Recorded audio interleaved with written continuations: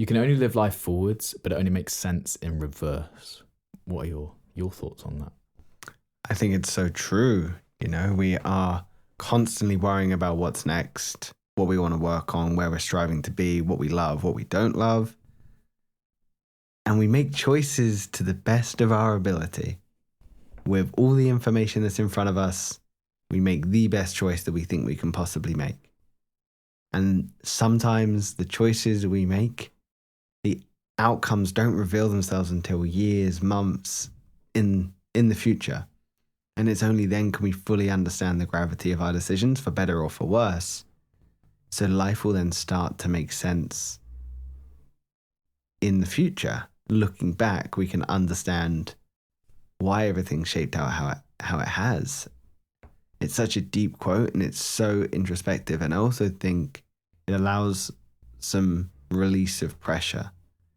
So when we're talking about love, you can approach a situation how you would through logic and skills, or through emotions, how I try and navigate life. And ultimately, as long as you make the best decision that you can at that time, I think you're living right. What are your thoughts? Yeah, no, it's the acknowledgement of there's not one right way to do things. And you can have periods of your life where you just need to think logically and sacrifice however you're feeling in that moment for a greater objective. Because if you are ever working towards a goal, it's not all perfect all the time. The definition of it being a goal, it would be achieved if it was really easy and you could just stumble across it. Like, there's going to be hardship. But acknowledging the fact that you need emotions to, well, that's like the essence of being human at the end of the day, is our consciousness and self-awareness to a point of you just know sort of what's going on, and you know if that's good or bad because of the way it makes you feel. That's how humans would instinctively navigate things. And then the logic is like the frontal lobe just saying, well, I know that's how you feel right now, but if you could just zoom out ever so slightly and see the world from your eyes in 3 weeks' time or 4 weeks' time or a year from now, what would you rather? Would you rather have a crazy night out where you blow $1,000 and you probably don't remember it because you drank so much anyway? Or should you just spend a night in and maybe read 3 chapters of a self-help book that is specifically tailored to your situation? It's a really difficult decision to make because all you make, there's peer pressure and all of that stuff that you've got to sort of get over and get through and push through. But at the same time, it's like, if they're your mates, they'll probably forgive you. Your life will be infinitely better for, number 1, remembering your life, number 2, having $1,000, and number 3, just knowing more stuff because you've learnt more, had more inputs. I was actually thinking about this the other day. So it was Soph's birthday on Thursday, and we went to a butterfly sanctuary. She went to the loo and I was just stood outside. And when you're looking back on your life, you don't remember every minute of every day. I was stood there, I was looking at like these flowers that were there. I was like, there's a really high chance I don't remember this. Like, I'll remember that I went to the butterfly sanctuary, but what will I really remember? It's like, whoa, I don't remember anything in my life. There's so many days, so many interactions. So it'd be interesting one day if there could be a study done on, do your emotions remember things? Because that is instinctively how we navigate life. So maybe you don't remember it in terms of the specific scenario that caused you to feel a certain way, but maybe you remember the feeling that helps guide you in future decisions that you could never pinpoint, oh, that's why I felt like that. Because it's your emotion that remembered rather than you. But yeah, I just thought I was absolutely crazy. Like, how many things do you never remember? Like, what did you do in the last week? You probably couldn't even walk me through. Or yesterday, you probably couldn't walk me through every minute of yesterday, Absolutely wild that we just forget everything that we've ever done, which is why I think goals are so important, because you've got to have these milestones you achieve to prove you existed. You got to have proof, you got to have evidence, and you've got to be working towards something. And you got to have experiences. I saw recently some guy suggest that once a year you should have this big thing. There's a big achievement, this big goal, this big activity that you do, whether it's a big trip, whether it's launching a podcast, something like that, some big thing that you do. And then every 3 months, there should be smaller individual trips. And you want to break life down by experiences. So that way you're breaking the monotony of routine. You're experiencing life and you are creating an environment where you get to emote. Because like you say, we likely remember the experiences through emotions rather than just the actual details. I think memories are so adaptable. Again, I think there's a study that suggests that we forget a large amount of the actual details of a memory, and we just kind of adjust them to fit our own reality. But we mentioned there, or you mentioned there, I should say, about love and hardship. And that makes me think of the role that love plays in a professional capacity. You know, we are talking about love in this discussion, and we are engaging in conversations that help us understand what love is and the role it plays in our life. And often we're told, if you love what you do, you'll never work a day in your life. Do you think that's true? Do you think there's elements of truth in there? Because people strive to do what they love every single day. But if we do something too much, then we get sick of it.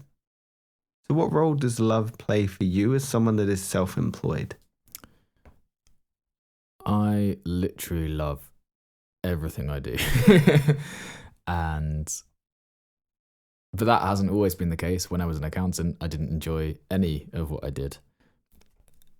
And, you know, it's a lie to say that I don't absolutely, or it's a lie to say that I love everything I do.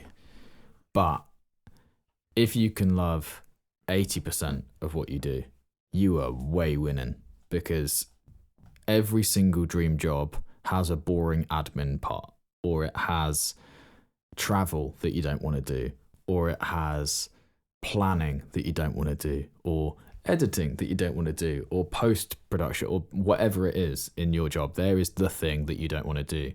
Maybe it's even you don't want to go to Christmas parties, but you know if you go to Christmas parties, you're more likely to meet the people that are going to help promote you through the bit, like social stuff. There's additional expectations outside your job description that you sort of have to do because it's company culture, but you're not obligated to do, but you sort of are. There's always things you're not going to enjoy. But if you can enjoy 80% of it, you're winning. So the quote was, or the saying is, if you love what you do, you'll never work a day in your life. Not true. Fundamentally not true. Because you won't love everything about what you do. But maybe we could adapt the saying to love 80% of what you do and you'll never work a day in your life. It's true. Because, yeah.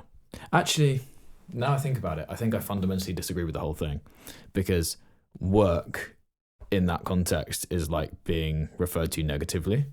You never work a day in your life. Well, no, I want to work every day of my life.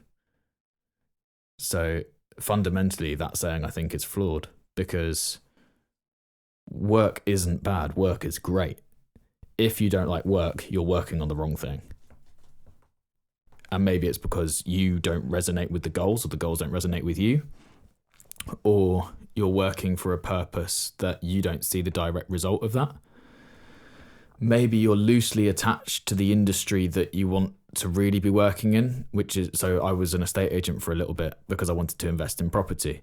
But investing in property to me would be far more fulfilling than being an estate agent. I'm not actually getting to do the job. I'm just sidelining, watching other people do what I want to do. Working is really good, and it's really good fun if you do it correctly. So how could we adapt the saying so that I think it would make more sense? If you love 80% of what you do, you only play for the rest of your life. Because work is play. Work's fun. So it's the connotation around work where the issue lies. Yeah, like I don't blame people who go to work and have a 9-to-5 job. Obviously, you hate your life. You've got to have all your time taken away. You're told when and when you can't go on holiday, and you miss out on important events with your family. Lots of workplaces are now giving your birthdays off, but if you've been in any sort of industry for the last 10 years, it's likely that that wasn't always the case. And it's just dumb. Like, working it's just dumb. Why would you do it? It's horrific. As you know, I work 9 to 5. I know. And you love every second of it. No, I don't love every second of it, but I'm aligned with the purpose of the company, which I think is a huge element when it comes to work. For me, I love travel. I work for a tour operator within travel that are deeply, deeply aligned with making the world a better place, improving the communities they visit, and working on the environment to hopefully reduce carbon in the atmosphere. I deeply resonate with the cause of the company. Don't get me wrong, there's always going to be things about a role that you're not going to love. I wonder if there is that complete perfect role for everyone where you do love everything you do. You know, for a short period, I was a snowboard instructor. On paper, dream role. But there's also drawbacks of that. I think perfection isn't always perfect. Paradise gets boring. We've got to be working towards a goal. But when it comes to work, we've got to be deeply aligned with our passion. Soph loves working with children, adores her job. You love music. You adore what you do, even with the negative downsides.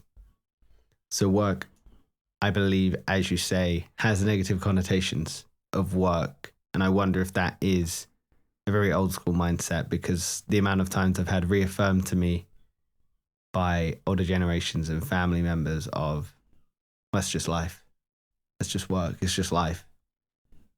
And I've always fundamentally had a problem with it, because how can you just work? How can that just be life? How is that just what it is? I have always categorically disagreed with it, because there's got to be more. We weren't just put on this place to get a trade, work in healthcare, and just not enjoy what we do. We do work 50% of the time of our life or something to that extent. You've definitely got to work, love the purpose, love the outcome, or be working towards something. Those are my thoughts. People who say that's just life, it's just an advert to say they've given up. That's all there is. And it's sad. But what you realise in life is you can't help everyone. It's like some people, unfortunately, will go through life just thinking, this is how life is, and never do anything, never make a change. Keep going to work, working stupid hours, and will complain that they don't have the life that they want, or they feel like they want more from life. And of course they do, because they're just doing the same mundane thing over and over and over and saying, no, it's just life. It's like, well, imagine if you just made one change that was quitting the job you've had for the last however many years, or taking up new hobbies, or whatever you believe.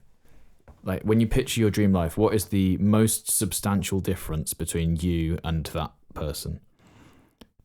And if it comes down to, well, I could still have that dream life and I'd still be living in the same house, well then your housing isn't the problem, so you probably don't need to move location. If it's the job, quit the job, do the new job, even if it's for free. You will just get by. People just get by. They do. It's like the alternative is you die and then you don't care. I love it. It's a great reframe. Just do the most scary thing possible. And if you die, you won't care. If you succeed, you will care, and it will be great.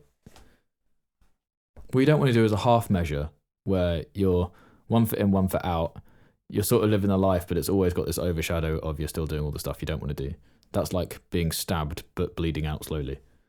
As we've said, people don't want to be seen to try and fail. People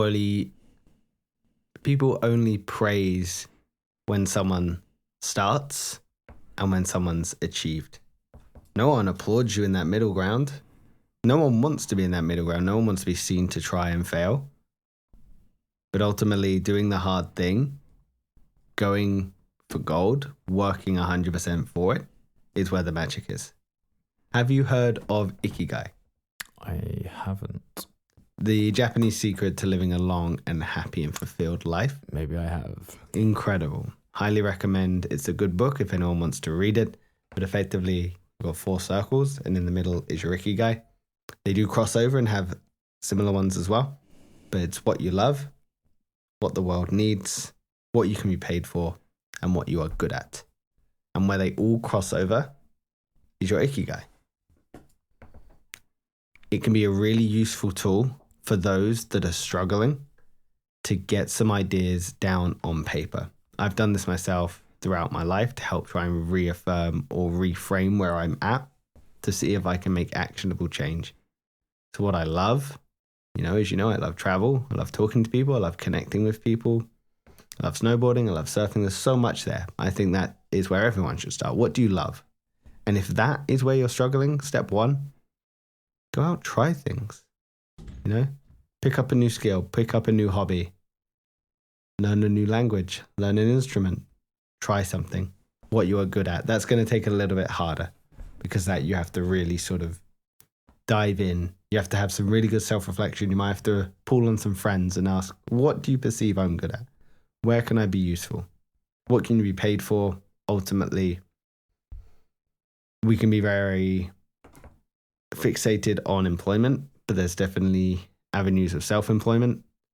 I know myself, I idolize the idea of self-employment, but the idea of getting there seems very daunting for me. Which is why I enjoy this podcast. And then what the world needs. Again, that's going to be very different for everyone.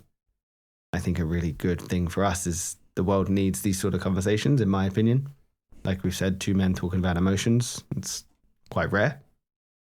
And I believe that this could very well be an Ikigai for us both. It doesn't have to be the Ikigai or where we end up, but if this was to succeed and carry on going, we would both find a lot of fulfillment in that. Yeah, for sure. I think an interesting video we could do is a long form video. We both do one of these Ikigai things and film our thought process as we're doing it and just see what we come up with for our Ikigai. And we see how much it marries up with what we're doing in our lives, and actually if we can find any gaps from that, if they're gaps that we've already identified, or if we're looking for a better sense of direction for this podcast, for example, we could see if it puts anything in the foreground. I agree. And what I really like about it is it reflects on what the world needs. Again, it comes back to that purpose element for me. If your goals are deeply aligned with your purpose, you're going to find so much fulfillment. Those small challenges are going to just be so overwhelmed by the love and the expression you want to share, rather than, oh, I give up. How many people have tried something new, they hit a wall and they just go, oh. I think of it takes 30 days to build a habit. If you miss day 1, that's a mistake. If you miss day 2, that's the forming of a new habit. So when it comes to, if you have a passion, if you have something that you know the world needs, it can just help you keep overcoming those things. For sure. Just keep going. It's like it's the infinity game. There's not a destination in life. The only goal is to keep the game going. So even if you miss 2 days, it's the form of a new habit. It doesn't matter, because the goal is just to keep the game going. So you miss 2 days, yeah, but you can just see that as half time and just go back. Howard Thurman says, do not ask what the world needs, ask what makes you come alive, because what the world needs is people who have come alive. Which for me, I know it says do not ask what the world needs, it contradicts with Ikigai, but for me, it's just finding your passion, because there's no stronger fuel, in my opinion, than someone that's found their passion and is working towards it. Because then any challenge is doable, is possible. You can get through it. So when it comes to loving what you do professionally, can that lead to burnout? Are you going to feel exhausted, or are you going to constantly be refreshed? Or is this what we're told? If we love what we do, we're always going to feel a constant burning desire for it. As someone that is working towards what they do every day, do you experience burnout? Yes, but I've learned how to not. So when I first started taking YouTube super seriously, it was one short a day, no matter what. And I would record one short a day, no matter what. The problem is when you give yourself no buffer and you're reliant on yourself making that short every single individual day, that leads to burnout, because some days you're just not feeling it. You don't have the energy, you don't have the brain space, whatever. You're not feeling it. You're too tired. You just can't be bothered. That's normal. So then step one to getting around that is, when you do have the energy, make multiple and schedule them. That's the number one thing. However, the ultimate hack to never getting burnout is having enough variety with what you do to where it's different enough to create that excitement again. So I absolutely love making YouTube videos and editing YouTube videos, but making shorts and just editing shorts does get boring and gets me burnt out. Doing the podcast is different enough but the same to where it's exactly the same skill set required, but it's different and exciting to make me motivated to do that. Also helps out with my organizational skills, because you're relying on me still being present for the actual podcasts and for the editors. It's good because it means I've got to structure my life. Then live streams, which are very easy to burn out on because you can't schedule them. You've got to be there every single day, which is why I'm really enjoying this 100-day songwriting series I'm doing, because it's forcing me to, no, you might not be feeling it, but there's a minimum requirement of you do at least one live today. And if you tune into your work and your life, as in, we've spoken about this before, you get to do it rather than you've got to do it. I can't believe I'm in such a fortunate position in my life to where I could be complaining about how I've got to do a live stream. And yes, I've worked every single day for the last 370 whatever days in a row. I don't care. Or 900 days in a row, uploading every single day. But the fact that my biggest complaint is that I might have to, I thought you were going to sneeze. No.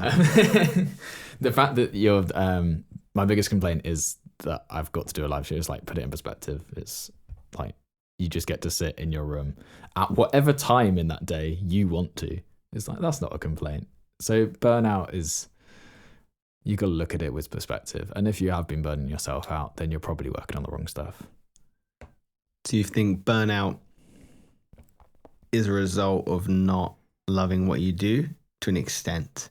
Because if you love what you do, it might help shield you from it. Like you say, it's that reframing. I'm more likely to reframe I get to do a live stream rather than, oh, I have to do a live stream if I love the topic I am talking about on that live stream. But if I've got a knitting podcast and I've got to do an hour live stream of knitting and I don't enjoy it, that's probably going to feel like an hour of hell. Yeah. No offense to anyone that does knitting. I've never done it. I might enjoy it. Actually, it would probably be quite peaceful, to be honest with you. But it's very much that enjoyment of it. Yeah, definitely. The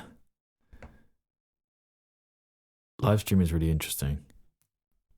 And I mean, as soon as we hit 50 subs, we're going to be doing it every day. That's going to be the minimum requirement for both of us.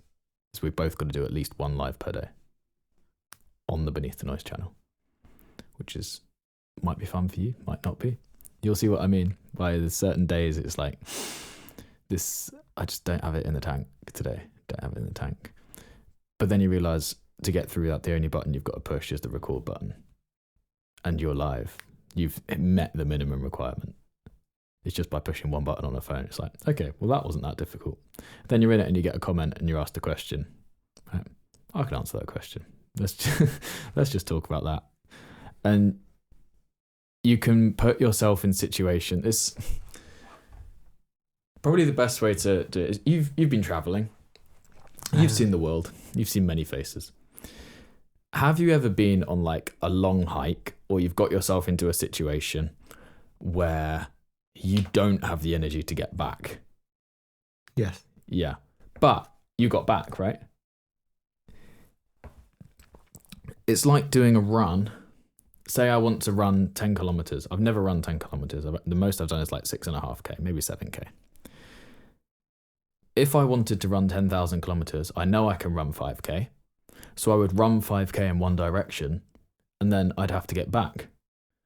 But how do I get back? I walk, which will take 4 times as long, or I could just try and keep going and run it. I might find that I could do 10K, but I've forced myself at the halfway point. That's when the commitment was.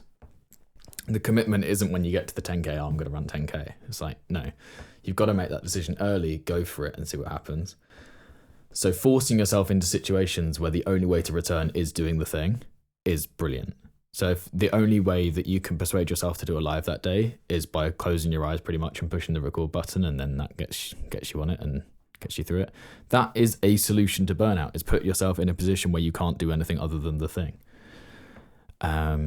Simultaneously doing something you love while live streaming is another great thing. I'm putting in the concept of live streaming just because it's something we'll both be able to relate to pretty soon. The burnout in general is like, say you're working your 9 to 5, you've got a meeting tomorrow you really don't want to do. Going into it with the attitude of, I don't want to do it, doesn't help anything, doesn't help anyone. Going into it with, I get to go to it, even if you're not feeling that, it's fine. And try and add some sort of social element to talk to somebody about it beforehand, because just sharing about what you're going to talk about in the meeting almost lets you visualize and live what it's going to be like when you're doing it, and takes the pressure off, and you can force yourself into that situation. Like, it would be being so scared about going into a meeting, whereas if you just open the door, everyone will look at you weird if you don't walk into that thing. So you don't have to think of it, oh, I'm going to the meeting. The only goal I've got is to open the door to go into it. So if it's on Zoom, all you've got to do is join the call. Just pushing that button, that's the objective. The objective isn't to be in the meeting. So forcing yourself into situations by setting ridiculously obvious small goals, like that is a goal. Like, you've got to go to the meeting, but what does that require? That requires me to push the accept invite or actually walk into a room. Set the goal as I'm walking into the room, not, Absolutely. As you said, I've traveled a lot. My first trip was daunting as hell. Did not want to do it on the day it came. But it wasn't, oh my goodness, I've got to go to this destination. It was, well, I've just got to get to the train station. I've just got to get on the train. I've just got to get to the airport. I just got to drop my bags. I've just got to check in. I'm through security. I've just got to find some food. I've just got to sit on the plane. I've just got to chill on the plane for however many hours. And then suddenly, you're there. Because you've broken it down. I like the analogy of, and it can apply in many different walks of life. If I was to give you a 20 kg plate to hold out front, you wouldn't hold that for very long. But if I gave you like one bit at a time, eventually you'd get stronger and stronger to the point where you'd be able to hold them. If you're trying to hold everything at once, it's going to be too much. But if you add little bits at a time, it's easier, it's more manageable. That's it. But what I heard a lot of when you were talking was almost discipline versus motivation. We think that we've got to always have motivation for the thing we're working towards. We've got to always have that love towards what we're working towards. In reality, discipline and hard work will beat passion and love every time. If you are disciplined and hold yourself accountable, you will achieve so much more than the person that just does it for the love of it. Which is hard, because we think in life, love should be enough in all walks of life, but professionally and for personal goals. If I love the thing enough, I will achieve it. That might be the case, but discipline and hard work will beat motivation and love every time. Like you said accountability. I have to do this today, or I get to do this today, if you're going to reframe it, because it's a hard thing. Turning up and doing it every day will build that habit. And it's that undeniable stack of evidence that will get you through the day. I like the analogy of you are building a mountain with layers of paint. That's going to take a while, but the more layers you get, the more evidence you have, the bigger that mountain's going to get, and then eventually it's going to be undeniable. That's it. So So when it comes to love in a professional capacity, my last question for you is, do you love what you do, or are you living for what you do? Or is there no difference? It's both. I love being a YouTuber, which I still cringe to say, but I live to do it. It's my purpose. I found it. It's, as I say, my biggest goal is to get to a notable enough position to where I can have one massive blowout event that generates so much money for the hospital that saved my life. It's like, that's a goal. It's my purpose. It's interesting because what would my purpose be if I'd never been ill when I was a kid? It's very difficult. I think I'd still be driven and still want to achieve stuff, but would my reason for doing so be so noble? Well, I don't know. But you can't choose what your reason for it is. It's like choosing your feelings. You can't choose your feelings. If something motivates you and drives you to do something, like, don't ignore that. Go with it. Like, it could be like you just want a nice car. You could be that person that is just fulfilled by owning a Lamborghini. Well, fair enough. Go get it, you know? I love what I do. I love the impact what I do can have on other people's lives. I've always wanted to be the center of attention. And I think in May, I was the center of everyone's attention. Like 35 million views is a lot of people. And that month, I think I had 60 million views in total. It's like, that's a lot of people. Imagine everyone in the UK just seeing like that. It's like, I got your attention, everyone. Hi. My name's Will. Nice to meet you. So it's interesting because now the whole time you're working towards your goal, you have no evidence that what you're doing is sensible and worthwhile. Absolutely nothing the whole way through. So you've got it. There's something in you that is the person that just says, yeah, but we're just like, it's not a consideration. It's just what you do. Like, we just upload every day. That's what we do. And you just get in that rhythm, and it's, you know, you're earning no money from it. You get an opportunity to go and do a job that's going to take you 2-3 days, and you know that you won't be able to upload for 2-3 days.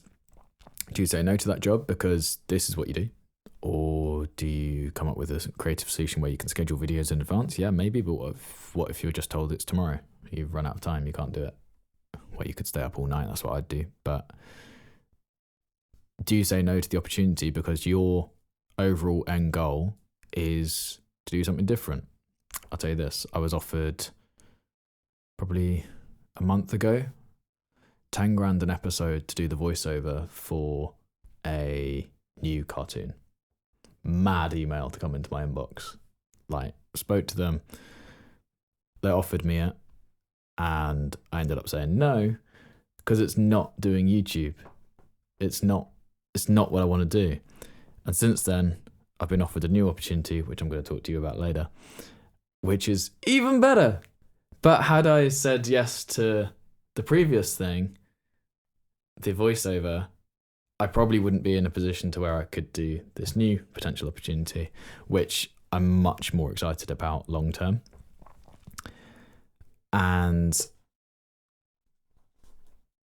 yeah, so, but now, so when you first start, you've got no evidence and you've just got to keep pushing anyway. It's interesting. Now looking back, I've got 180,000 subs or whatever I'm on. I think 185 we hit yesterday. Whoop, whoop, go me. It means nothing. The motivation can come from the fact that you have achieved. So it almost flips around. It is what you thought would motivate you when you were at the beginning, you lose sight of because you realise the only way to do it is just to push through no matter what. And then once you got here, you can almost relax because you're like, yeah, I'm actually killing it, so I'm just going to keep going. It's like you can go back to that baseline level thinking. But trying to use the goal to motivate you at the beginning is dumb. But using what you've already achieved to motivate you is very good. Does that make sense? It's the evidence. It's the building the mountain with strips of paint. Yeah. Absolutely. And I like what you say about saying no. Trusting the goal, trusting the vision, trusting the love to take you where you want to go, because you have confidence, and confidence is a form of love. It's a form of self-love and self-acceptance. You have confidence to say no to something which can ultimately lead to better in the future. I think Always does. People don't trust themselves to say no. People don't trust themselves to back themselves. You know, if no one's going to have your back other than you, you've got to have your own back. But I think about when we talk about having our own back, which is the next sort of topic that we're going to talk about, is you can have your own back, but having a strong circle of friends or friendship and the love that plays out in having a strong group of friends is super important. So I have a question. Well, I've got a quote for you first. Well, it's from Brené Brown. If you haven't read some of her stuff, highly recommend. She's incredible. Friendship is a form of love that is chosen over and over again without obligation. My question for you, are you comfortable saying I love you to friends? No. Why not? I think I'd probably say it as like, I love you guys, and do it to the plural rather than to the individual saying I love you. That would seem strange, even though individually and together all my friends are a massive part of my life and mean a lot to me. There's something about the psychology of saying I love you that in my mind is reserved for my relationship with Soph rather than my relationship with my friends. But that, you are right, the feelings are different. Like, you can have love for your friends and you can have love for your other half. I think it's probably a push and pull of social norms, and if it was just instilled in us from childhood that you say I love you to your friends, but then you say I love you to your girlfriend as well, it's like, okay, and that would just be life. Could you not love your friends? You know, for me, they are different loves, from a partner to a family to a friend. They are all different forms of love, but they are all love. And I do still love my friends. I will say that, and I have said it multiple times to all of my friends that I do love them because I'm grateful for the role they play in our life, you know? I think there was a study done in 2015 that loneliness is as deadly as smoking 15 cigarettes a day. So I am extremely grateful for the role that my friends play in my life. And I want to let them know that because I don't want them to go anywhere. You know? Again, good relationships keep us happier and healthier. That was a Harvard study on adult development. So good relationships with our friends will keep us happy and healthier. So what was the role of love and friendships played in your life to this date? Puts life in perspective.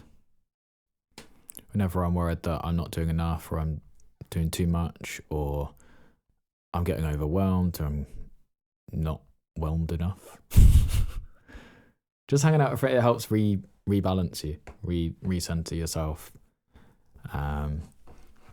It's also just fun. Like, you can hang out with friends just because it's fun, you know? It's building bonds with people that you have shared interests with, or just, as I said, like, trying to find reasons for why you have your friends can be very silly, because like, at the end of the day, if you enjoy hanging out with them, that is the reason in itself. I think you probably have different friends for different things. So you'd have friends that you hang out with at the golf club because you think that one day they'll be able to get you a nice business deal and that's why you're friends, but then true relationships can build out of that anyway, and then you do find that because it's a true friendship you get more out of it. But that's what it would come down to at that point, is, are friendships transactional or are they non-transactional? I think friendships are I think everything is transactional. Like, the only reason I would spend time with somebody else is if I was selfishly benefiting in some way. For example, going out with Soph, I benefit from the support that she gives me. I benefit from the cups of tea she makes me. I benefit from splitting long drives because I'm able to do that with a partner. I you know, with my friends, I benefit from getting their insights on my life and my situation, specifically tailored, knowing my background and my history. That's incredible. Benefit from just shared experiences are more memorable than if you do things by yourself. So it gives you longer memory, because I'm more likely to remember the fact that we did this podcast because you're here, rather than if I just sat in front of the camera and filmed it. Like, I just will, because it's a shared experience. So I think everything is transactional, but transactional doesn't mean it's negative.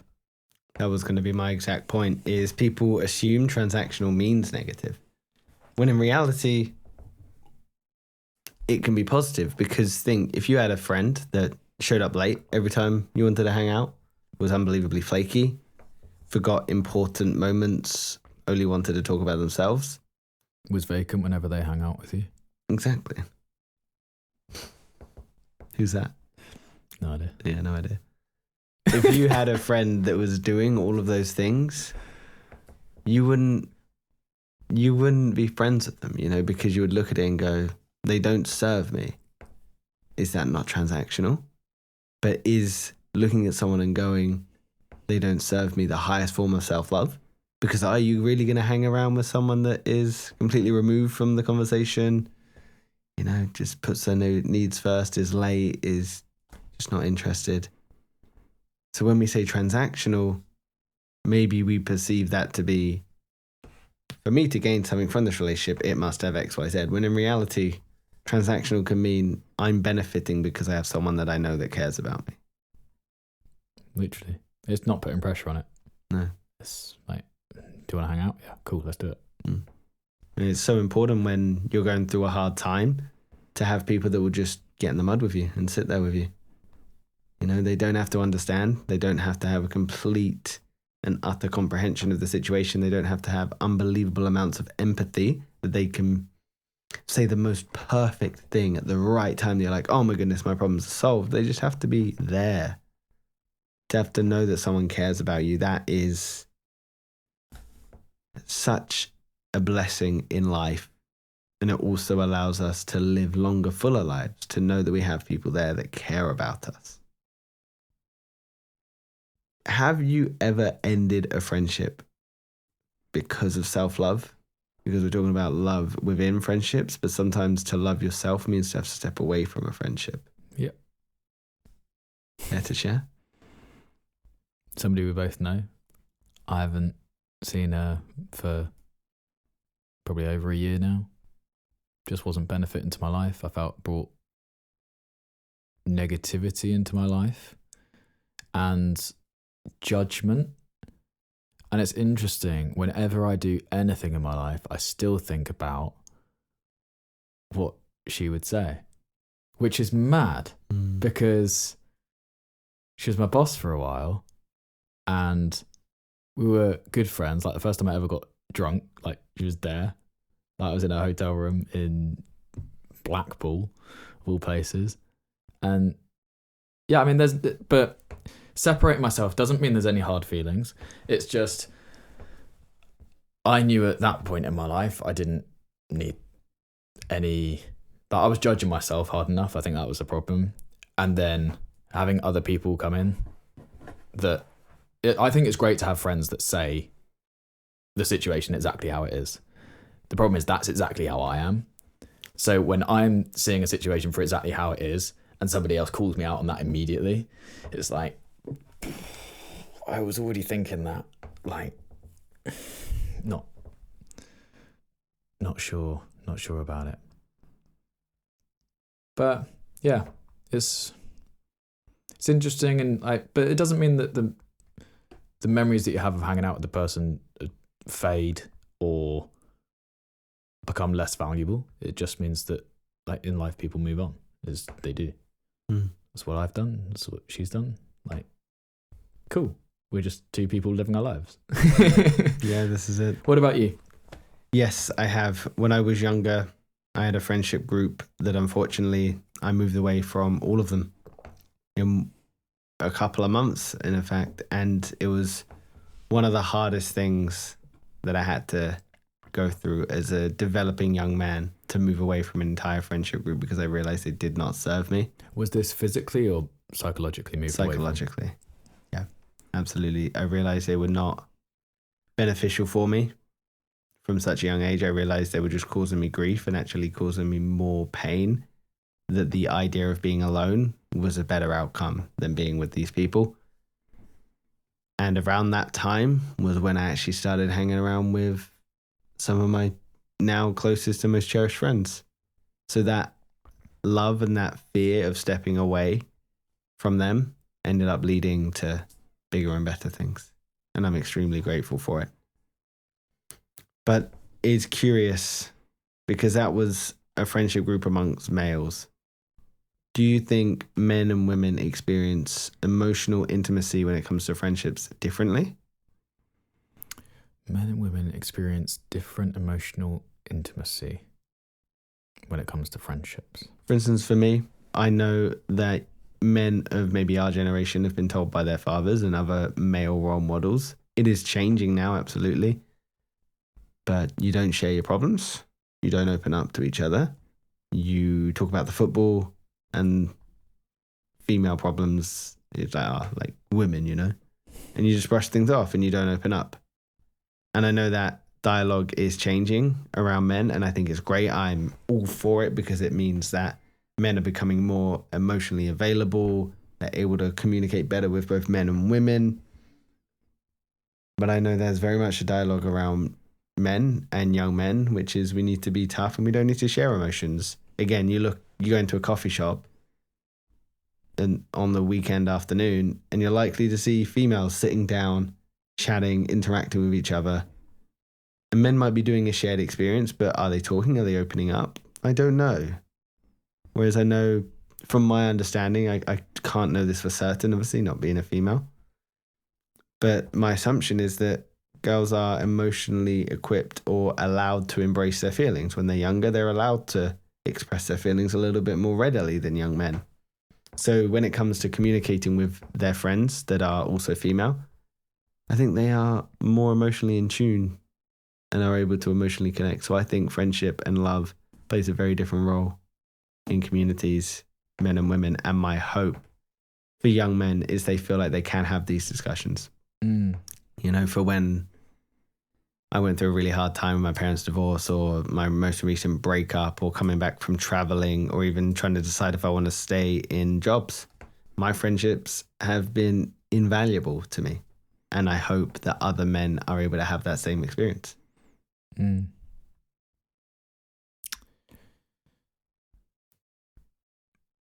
I think with women's emotions, it's easier for them to open up as well, just because of the hormone difference. I think women are naturally more emotive. I don't think that's a learned behavior. I think it's a biological reasoning behind that. I also think that whether you're a man or a woman, compared to the man or the woman next to you, one of them could be more emotional than the other. So you're a more emotional person than I am, but we're still both men. So being able not to pocket like, well, all women are like this and all guys are like, well, obviously not. Like there are going to be men that are more emotional than some women and some women that are more emotional than some men. When we talk about averages, you know, when it comes to gender, we're very cautious about the words we use. But if I was to say men are on average taller than women, no one's going to be offended because they know what averages mean. Yeah, so, it's true. Well, I'm sure there's still somebody. The other thing is averages versus the extremes. Like men are more aggressive on average. Well, yeah, but that means most people are not angry or aggressive. But if you look at the extremes, there's more men in prison than there are women. Yes. And it's because averages are neutral almost in the middle, but at the extremes really show themselves. Yeah, I find that really interesting. The other thing is like the pressure on the individual is all self-imposed to not share emotions or to share emotions. So I'm not a particularly emotional person, and if I do feel emotions, I have no filter inside of me that's going to stop me getting them out. And I think the fact that I process emotions as soon as I get them probably means that I don't swell up into something massive. I think if you hold on to a lot of your sadness or your guilt or your regrets or your anger or your happiness or anything, it's going to explode in a more violent way. Whereas if you just like, what would be a good example? Your cat dies, but you show no emotion. Well, if it genuinely affects you and you don't let the emotion out, it is going to explode once you get something else in your life that happens that's bad and pushes you over the edge. There'll be a tipping point. If you go, my cat's died, I'm sad, and let it out immediately, that you don't have to hold on to that anymore. Your emotions don't need to remember it. They've let it out. So if we start treating emotions as if they have a memory, and you basically want your emotions to be as dumb as possible, you don't want them to remember anything, then that's probably the number one way to look at it. But as a man, I don't feel like I've been precluded from showing my emotions. I think I'm fortunate in not feeling them as strongly as other people. How much of it is a learned behavior as well, and I just being told from such a young age, like, crying doesn't help. Well, yeah, it's an obvious thing that an adult says to a 2-year-old because the thing they're crying about genuinely doesn't matter. It's like, crying doesn't help. No, it doesn't. As you're an adult and you start to understand things more, it's like, crying still doesn't help, but you have got to let out your emotions. But you can process your emotions without crying as well. Sometimes not. You know what I mean? I do, but it's more the act of crying is a signal to the tribe that we need help. So it's not so much you have to cry, but it's still allowing people to help you, you know? So in terms of love as well, we've spoken about romantic, personal, professional, social. Love in the modern world, I think, is very interesting because we live in a world where we are more available to connect with people through social media. Like, it should make connection just so much easier, but it doesn't. And we expect that an emotional partner is going to provide us with what an entire village used to, or an entire community used to. So when it comes to love in the modern world, do you think convenience has made love easier or harder? Before you answer, I understand that obviously there's dating apps and there's instant gratification and there's social media, which no doubt we will do in another episode. That'd be good. So trying to keep it as interesting and maybe not vague, but without going too much into it. Has convenience made love easier or harder? I think it's made love, as in long-term relationships, harder. I think it's made flings 10 times easier.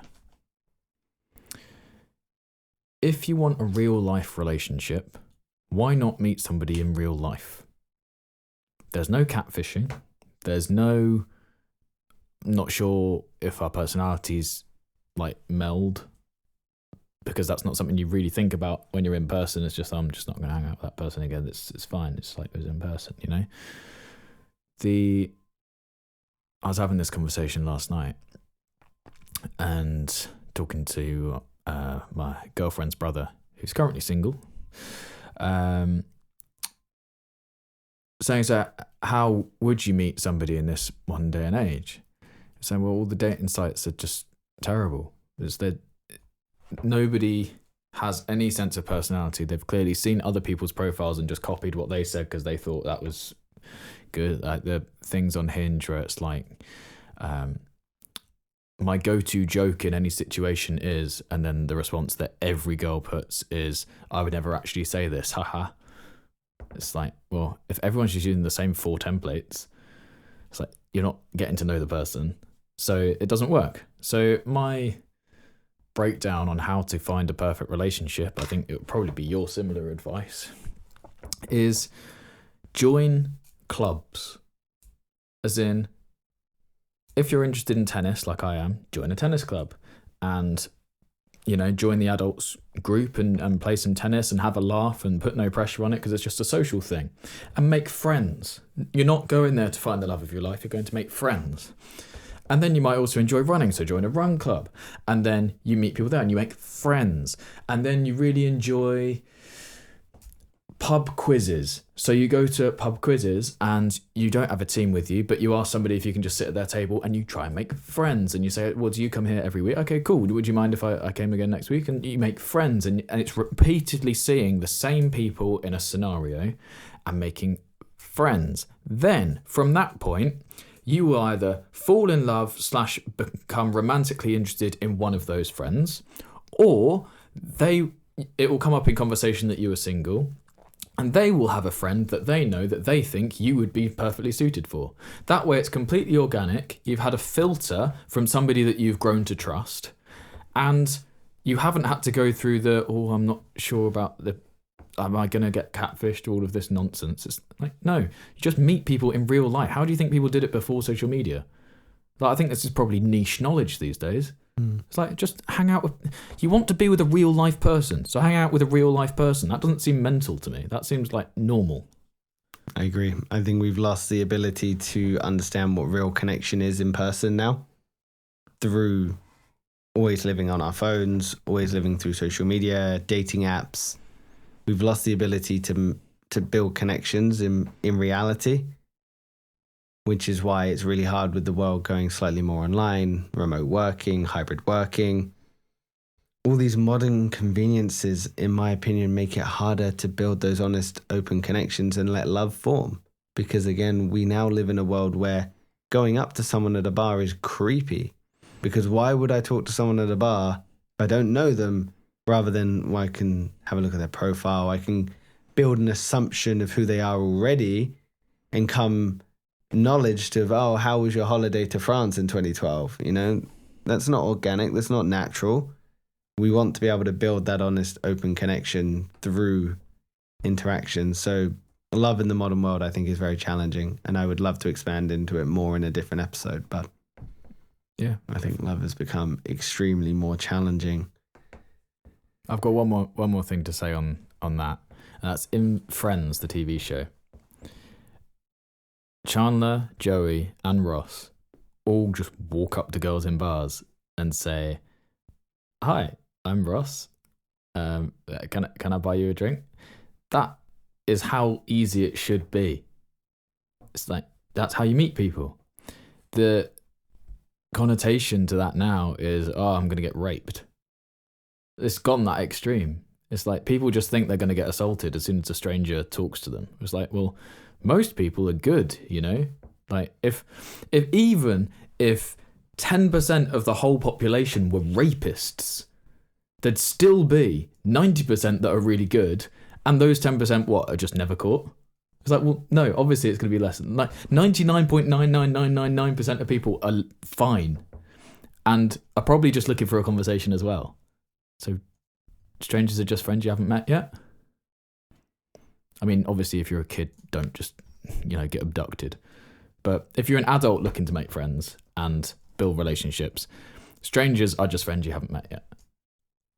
I love that. My final question for you, Will. What are you still learning about love? What am I still learning about love? I'm learning that compromise isn't a bad thing. Compromise is a good thing. An expansion on that is, if everything goes your way, that's an extreme, and extremes generally aren't good. If everything goes her way, which it normally does, then that's probably not a good thing. If there's a compromise and both of you are not getting the exact thing you want, but are getting something in the middle, that's probably the best thing for the two of you. It's like in a negotiation. If you both feel like you got a bad deal, then it's probably fair. If you both feel like you got a really good deal, it's probably fair. If one of you feels like you got a really good deal and the other person really doesn't, that wasn't fair. You've had one over on them, or they've been cheated, having that mindset is something that I'm definitely still learning to feel instinctively, rather than I know what's best and I know what's best for you. But you can't live life like that. Love is compromise, is what you're learning. Yeah, but not in a negative way. It's in a good-hearted way. What about you? What are you still learning about love? I'm still learning that love needs work. Love requires work to grow. Love is like a flower. You need to water it. You need to give it attention. You need to work on it for it to grow and flourish. If you don't work on it, love will die. And it's a little bit more sad than yours, but that is what I'm learning about love, is love requires attention, time, and work. But it's not necessarily hard work. No. It's when you're in love, it can be quite easy. It's just meeting everyone where they're at. I think that's the number one thing. Like, don't put any pressure on it. You're probably overthinking if you think that being in a relationship is super hard work. Of course. It's like, you need to, if everything in your relationship is hard work because you just want everything to be perfect for the other person, like, that's not going to last. I could tell you that straight away. But if it feels so comfortable that you can just go, yeah, we've been together, and we just watched TV the other day. We didn't talk for 3 hours. We was just watching telly. If you can just be comfortable to be sat down, like, you need it to be that relaxed and that comfortable. You can't have it where you've constantly got to be, oh, are you okay? Do you want to do something else? Is this all right? It's like, just chill. Like, say something if you want to do something different, you know? And then the other person will be like, yeah, cool, let's do it. Communication. Yeah. That is a massive thing. Just over communicate. And it's a thing for relationships, it's also a thing for business. But just over communicate everything, and the other person will be like, have you ever thought about not sharing everything you're thinking? Yeah, fair enough. And then you found the limit on oversharing, and then you can communicate slightly less. It's like when me and So first got together, it was messages every like 45 minutes at a maximum. Like, it would be sooner than that. I was like, sort of trying to do stuff right now, so could we just not message as much? She was like, yeah. So now we just don't message as much, but it's fine because we still talk, and it's relaxed into a way that I don't need to know what you did in the last 5 minutes. I can assume that if 5 minutes ago you were making a cup of tea, that within the last 5 minutes you've had a sip of that tea. I don't need to know, you know? And yeah, just, you know, be what your other person needs, be what your partner needs, and they'll reciprocate. So for you single viewers still at home, which is likely either myself or Will, probably me, what are you still learning about love?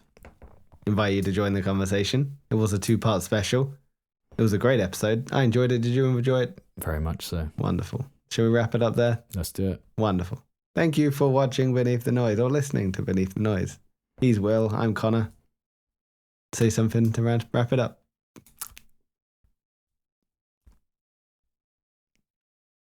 Thank you. See you later.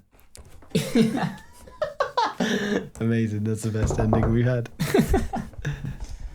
Oh, I enjoyed that very much. Yeah, me too. Dude, we chatted for 2 hours and we've got to be in town in 10 minutes.